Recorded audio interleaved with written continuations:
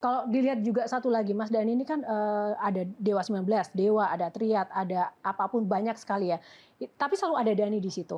Nah, yang aku mau tanya, Mas Dhani ini sebenarnya seperti apa sih? Apakah memang benar-benar orang tuh nggak bisa mudah bekerja sama dengan Mas Dhani sehingga band itu harus putus nyambung, bubar gabung lagi? Kan ada tuh band yang memang udah solid aja dari lahir sampai sekarang jalan. Tapi kalau Dewa kan seperti itu. Aku bantu jawab, sorry, sebagai seniormu. Orang itu seniman makin bagus, egonya makin tinggi. Gak gitu ya, ada orang yang seniman egonya, ya pasti akhirnya bentrok, itu sudah wajar. Karena egonya tinggi banget. Makanya aku tanya tadi, sebutkan yang dari awal terus barengan sama. Gigi enggak lah. Kan ada bergantian juga. Oh iya. Tapi yang maksudnya pasti ada konflik di situ ya. Tapi yang benar-benar penuh dinamika itu dari Mas Dhani. Artinya ini sebenarnya lebih ke positif sih Mas. Artinya selalu ada Dhani di situ. Itu kenapa sih? Apakah tidak ada yang mengimbangi kamu atau seperti apa? Bisa. Gak ada, banyak kesukaan aja aku. Aku banyak kesukaan aja. Di Dewa kurang ini, aku bikin Triad, ya kan. Di Triad dan Dewa nggak suka R&B, aku bikin musik R&B untuk Reza Artamevia misalnya, atau untuk Mahadewi, Dewi gitu. Aku suka pop yang ngepop banget, ya aku bikin The Virgin dan lain-lain. Jadi kesukaanku banyak aja gitu. Jadi idealisme loyalitas terhadap sebuah grup, tim itu ya, seperti apa posisinya? Kan semua itu berdinamika kan. Ketika Once merasa egonya tinggi, dia mau keluar dari Dewa, ya kan? Aku mau bisa bilang apa? Kan yang minta keluar kan Once. Gitu. Jadi ya kita ya udah Once keluar ya akhirnya adanya Triad. Kalau dalam grup yang paling sering bikin konflik susah diajak bicara siapa? Sebenarnya Dewa tuh nggak pernah ada konflik yang beneran. Sama Once juga nggak pernah berkonflik. Cuman tiba-tiba dia Once minta keluar aja. Dia juga nggak pernah menjelaskan apa alasan keluarnya juga nggak pernah. Karena kalau melihat karakter Mas Dhani ya, kalau di permukaan gitu Mas, apapun masalahnya kayak Dhani penyebabnya, ya nggak sih? Kesannya begitu, kesannya. Gini, gue mau mendalami tadi seni dan politik ya. Tadi, mohon maaf nih, Mbah Tejon ini mungkin tolong ditambahkan. Gara-gara pengalaman Mas Dhani misalnya seni dan politik, sekarang itu banyak banget seniman yang nggak mau ikut-ikutan masuk ke politik secara terang-terangan. Misalnya ada temennya Soleh nih. Siapa? Maju ke Pilgub. Temen artisnya kan banyak.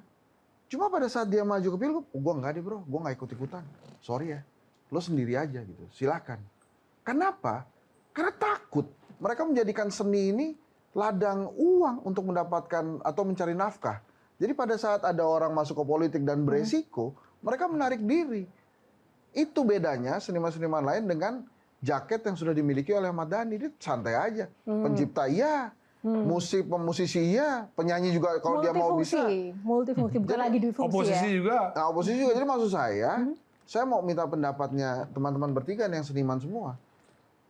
Bagaimana sih sebetulnya, kenapa kemudian seni itu tidak klop dengan politik dan kelihatannya tuh ada batasan yang tidak boleh dimasuki oleh seorang seniman ke politik. Yang kayak Dhani kan dikit. Yang kayak Dhani dikit. Satu dua kayaknya. Oke. Itu sebenarnya tahun 70-an pernah di bidang sastra. Ketika Rendra, ada penyair Rendra dari soal cinta, aku Narti, aku ingin engkau menjadi ibu dari anak-anakku. Dari situ terus akhirnya lari ke syair-syair politik. Itu memang dikucilkan, dianggap itu bukan puisi, itu pamflet. Sampai Rendra akhirnya bilang gini, tolong di komen.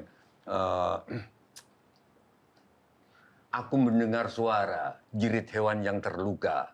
Ada seseorang memanah rembulan, sementara ada anak burung terjatuh dari sangkarnya. Kira-kira Rendra mau ngomong di antara hiruk-pikuk politik yang memerlukan kehadiran seorang penyair, penyair malah ngomong soal bulan, ngomong gitu loh, dan mungkin maksudnya. Jadi saya makin mengerti. Maksudmu ini kayak Rendra, Dhani. Bukan cuma itu.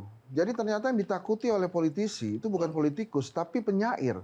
Kenapa Wiji Tukul yang hilang? Karena syairnya. Kenapa yang dibenci Rendra? Karena syairnya. Dan jangan-jangan, kenapa Ahmad Dhani yang mesti dihalangi?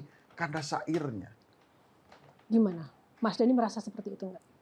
Ya sebenarnya ketika saya di target untuk masuk penjara sebelum Pilpres 2019, ya dalam hati kecil saya sebenarnya saya sedih ya. Cuman dalam hati kecil ada kebanggaan. penting juga ternyata saya untuk ditarget, gitu kan. Gitu kan. Ada nggak sih dalam hidup Mas Dhani yang membuat Mas Dhani itu takut? Kalau soal kebenaran, itu saya nggak pernah takut apa-apa kalau soal kebenaran. Ya. Kalau di luar kebenaran, Dan itu kan udah terbukti lah kalau soal itu. Itu di penjara bikin jadi lebih hati-hati nggak dalam bermedia sosial atau berucap di publik? Ya itu sekarang apa Instagram saya dipegang nyonya sekarang. Jadi saya nggak bisa sembarangan Instagram. Artinya dulu kalau yang belum tahu Mas Dhani tersandung kasus itu karena lebih kepada ada ujaran-ujaran kebencian, bukan karena ada kasus-kasus di luar Ya, itu. itu ya, kan politik gitu. sebenarnya kan. Menganggap itu politik ya? Politik banget. Itu politik Ada yang ingin banget. menjegal seorang Ahmad Dhani? Itu udah pasti. Kan Udah ketika saya ditangkap, bukan ditangkap, ketika saya di BAP, yang BAP saya minta maaf. Maaf ya, ini mas saya perintah pimpinan gitu. Kalau sekarang Ketika P21 masuk ke kejaksaan, jaksanya minta maaf sama saya. Maaf ya mas, ini laksanakan perintah aja gitu. Nah, kalau sekarang Dhani seberani ini dalam bersikap bertindak sebagai musisi, sebagai anggota dewan, ini merasa punya backup paling besar itu siapa? Apa karena memang di partainya presiden? Nggak ada, karena backup saya itu Undang-Undang Dasar 45. Backup saya Undang-Undang Dasar 45 dan Undang-Undang Hak Cipta. Itu udah paling tinggi kan, paling tinggi Undang-Undang HAM, Undang-Undang Hak Cipta, Undang-Undang HAM, Undang-Undang Dasar 45, Undang-Undang Hak Cipta. Itu backup saya udah. Backup saya nggak ada yang bisa ngelawan itu. Gitu. Mungkin aku pertanyaan ini mungkin karena aku kebetulan bawa wayang, dan ini sama-sama Bima, dan sama-sama Bima tokoh Werkudara di dalam wayang. Dhani orang yang sangat suka seni rupa, album-albumnya Queen itu ditata rapi banget, ibu-ibu kalah rapinya. Satu-satu, anak-anaknya lebih dekat sama, mungkin yang nyebokin juga Dhani, lebih dekat. Nah, aku nanya, ini sama-sama Bima. Dhani suka yang mana? Ini. Ya iya betul. Ketika dia belum mengurai rambutnya, ketika dia belum menggelung rambutnya, dia urakan begini. Ini yang dipilih. Ini sampai kapanpun Dhani akan seperti ini berarti. Iya. Urakan. Iya. Oke. Menjelaskan. Jelaskan, Mas. Ya ini memang ini periode Bima ketika dia sudah bertemu Dewa Ruci. Jadi dia minta digelung. Sudah ini sebelum ketemu itu. Dan pada saat bertarung dengan Dewa Ruci begini. Iya, saat bertarung dengan lagi. Jadi lebih urakan, lebih ya ini rambutnya. Jadi saya kira penjara Cipinang itu akan mengakhiri hidupmu.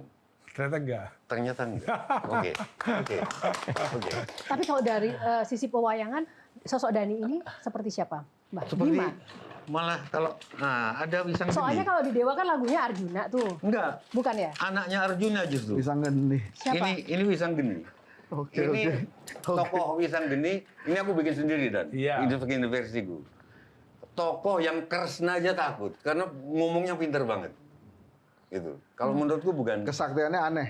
Kesaktiannya aneh. Menurutku Dhani ini Wisang Geni. Ini anaknya Arjuna dari anaknya Dewa Api, dari Dewi Dersanala. Salah satu sifat yang sangat mirip dari tokoh dan sosok ini apa, Mbak Tejo? Dia kalau sudah punya kebenaran, dia nggak takut ngomong sama Kresna aja dilabrak. Tapi kecuali hanya satu yang dia takut, Semar. Mungkin kalau di sini Gus Faiz mungkin. Jangan takut sama Gus Faiz. Takut. Emang iya. Oke, baik, kita jeda dulu, sesaat lagi yang akan kembali, tepuk tangan dulu. Jelajahi cara baru mendapatkan informasi. Download Metro TV Extend sekarang.